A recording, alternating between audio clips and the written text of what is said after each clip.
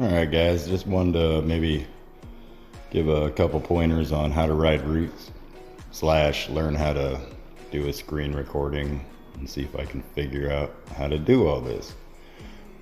Anyway, so this is a good trail to talk about routes because it's got millions of them. Basically everywhere you go on this trail you're running into some sort of wood, tree, root, loam, whatever. But the real trick to riding roots when they're dry is to just kind of act like they're rocks. And then as far as when they're wet, just treat them like they're slippery death traps.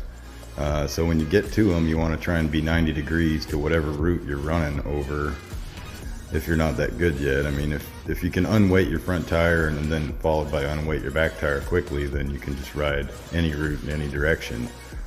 But, you know, as you're beginning, you definitely want to square up to them and then pop the front, pop the back, if you can do that. Either way, you definitely want to unweight the tire, because what gets you with roots is they're sticking up sometimes a little farther than you think they might, and you bump into them and they compress your shock. And if you don't unweight that shock quickly, it like compounds, shoves it right back up in your chest, and you kind of end up, you know, bucking over the front, which hurts.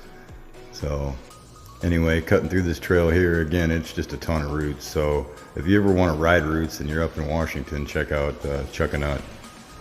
And these trails are double black and double down. But like I said, if you don't know really how to ride roots yet, stay away from this trail, because you'll just be adding to the braking bump problem for all the people who do ride it and have no idea what they're doing. So that doesn't look that big on camera, but that is a very blind, very scary drop, and you cannot see anything until you're already way committed. So it's a very gnarly drop. I haven't even attempted it yet because it's scary. I mean, you got to pedal way up to it, and then you can't see anything. You commit 20 feet before you even get a visual. So it's just really scary. But anyway, that's how to ride roots, or some tips on it anyway. It's basically, you know, fist bumps and keep your weight off of said route.